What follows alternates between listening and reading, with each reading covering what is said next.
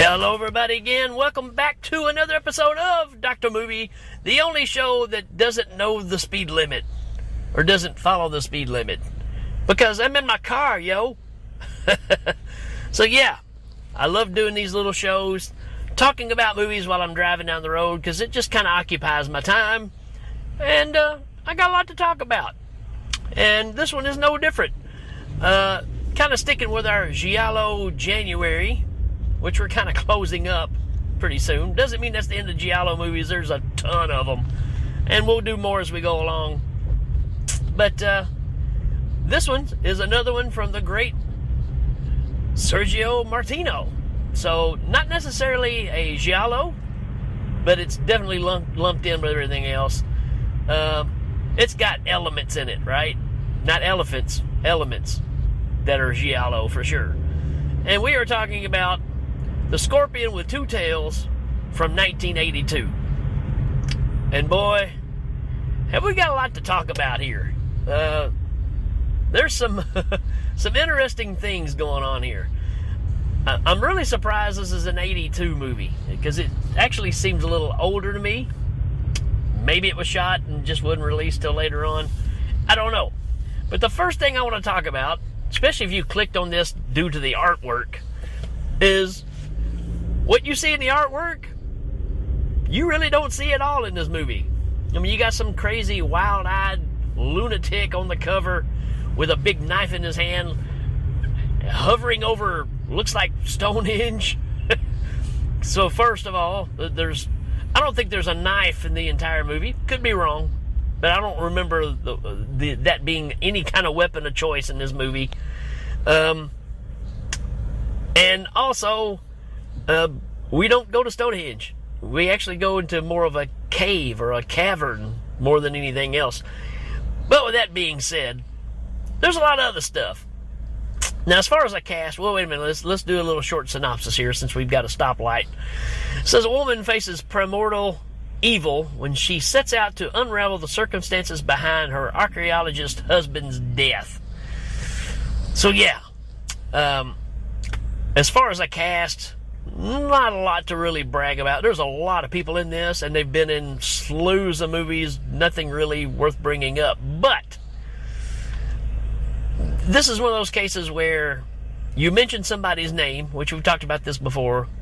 I'm automatically in, right? And that being John Saxon. I love me some John Saxon. Matter of fact, Danny Bennett and myself, both from the Helming Power Hour, we both love us some John Saxon, right? So anytime he's involved, I'm pretty much on board.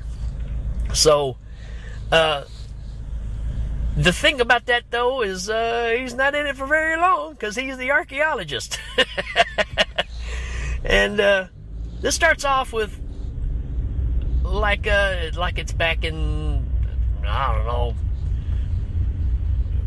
primate time, maybe not that far back. I'm just trying to think of words here while I'm dodging traffic, sorry. Almost kind of maybe Aztec, back in those times, you know, cultish kind of things going on. I'm just jabbering here. But what it is this lady is witnessing this ceremony that's going on in this cavern, where there's lots of, you know, cool, different colored lights and a lot of smoke, which is exactly what you're going to get back in those times, right? And they're doing this ceremony, and there's a couple of people there and that they've got down as a sacrifice, and they basically just twist their heads to the backside, right? Like Linda Blair kind of twisting, right? Snapping their necks. This seems to be the way of the sacrifice, right? This is the way you do it right.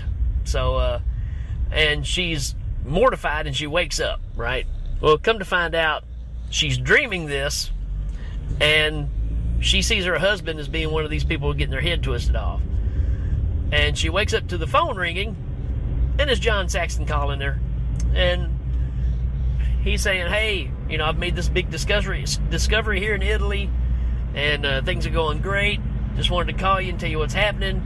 And he talks about this cavern that he found. And she starts describing it to him because it's the same one that was in the dream. He's like, how do you know this? Well, it was in the dream. I was there.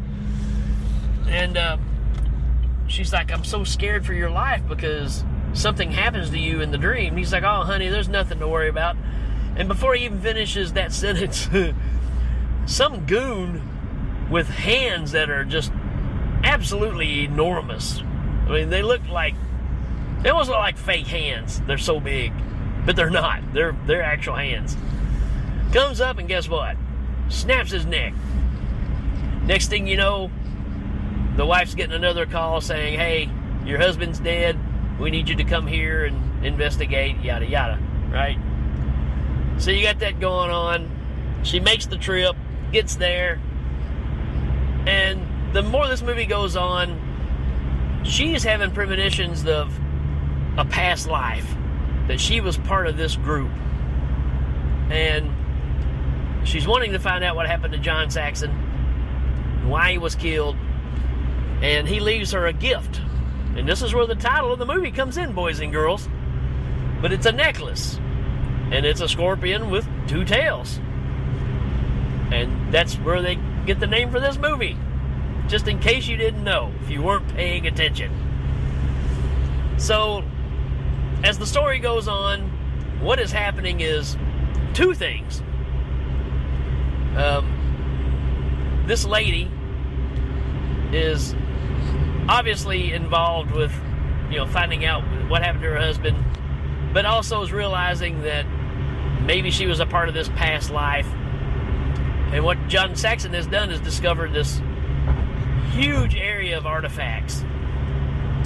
And it's supposed to lead to another room full of, valuable jewels or whatever, And the other thing that's going on is this girl's dad is involved with a company in Italy that are selling drugs.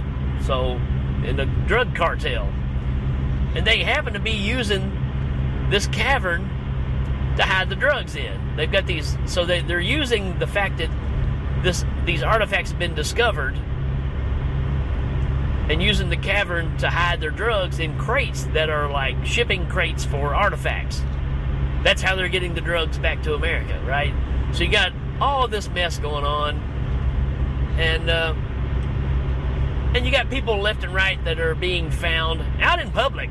I mean, there's this one scene where these people are they made this like a tourist site. And people out front, there's, models out front having pictures made and kids running around.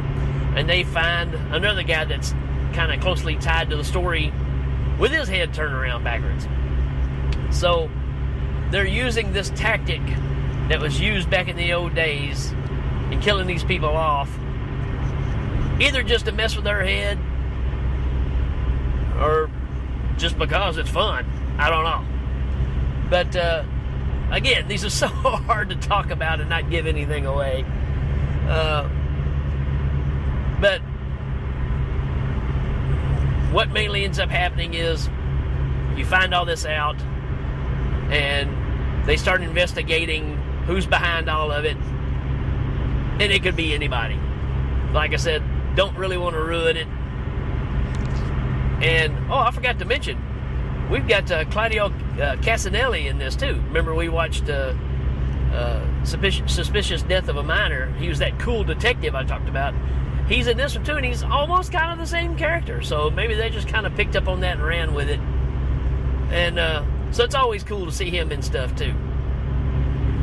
But the way this plays out is she finally gets the point of going into the cavern herself with a group of people, and they're looking around for a certain artifact that's been described throughout the film. Again, I'm not going to go into too many details just because there's a lot to this movie.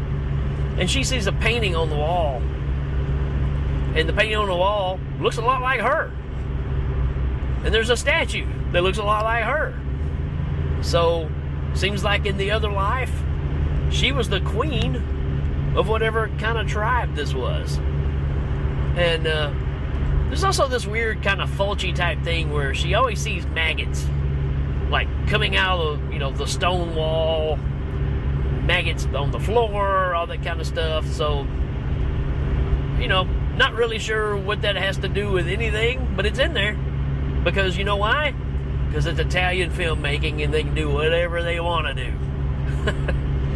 Again, one of the reasons I love this stuff. So, without giving anything away, this one's pretty interesting. It's really different. It's not heavy giallo like we're used to, because we're getting into the mid-80s here.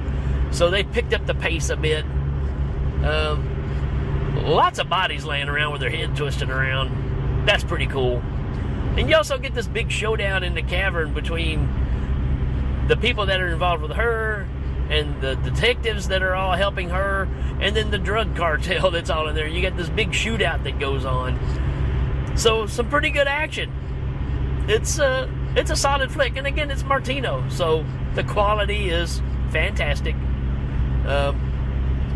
It's got a few flaws, but again, this movie's however old it is, 40-something years old. But for the most part, it's really cool, and I really enjoyed it. So if you're enjoying going through these movies with me, all these Italian flicks, I wouldn't skip this one either. I think this is a good one. The artwork to me is the only thing that's kind of weak. And really, for the longest time, that's probably what kept me from checking it out. Because I was just like, it looks like somebody's just kind of ripping off, you know, a Fulci type thing or something. Which, realistically, they're all doing the same thing. Just at the time, it didn't, you know, click. And I definitely didn't know the entire work of Sergio Martino at the time either. So, that really changed pretty quick. So let's give this one a rating. I'm going to give this a 3 out of 5. I liked it. Not one I'll revisit a lot, but it's definitely got some cool stuff in it. And it's just an interesting twist on these kind of things. So I recommend you go ahead and check it out just to be a completist and have it in your arsenal, right? It is on Tubi for free. So that's a great place to check it out. So when you're got some downtime and you want to check it out, there you go. For free. You can't beat that price, right? Alright, folks, that's going to be it for this one. And check it out, and we will check you later.